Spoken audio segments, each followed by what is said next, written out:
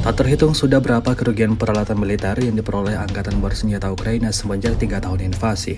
Angkatan Bersenjata Rusia terus intens menjalankan misinya untuk merugikan pasukan lawannya. Terbaru beredar sebuah video di media sosial Telegram pada Sabtu 26 Oktober 2024. Dalam rekaman tersebut menunjukkan seperti apa konsekuensi yang kembali harus diterima prajurit Ukraina. Sejumlah kendaraan militer pamungkasnya dirusak oleh pasukan Rusia.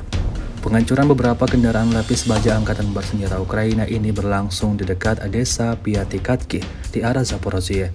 Dapat dilihat dalam rekaman ada lebih dari 5 kendaraan militer Ukraina yang berakhir dalam kondisi hancur total.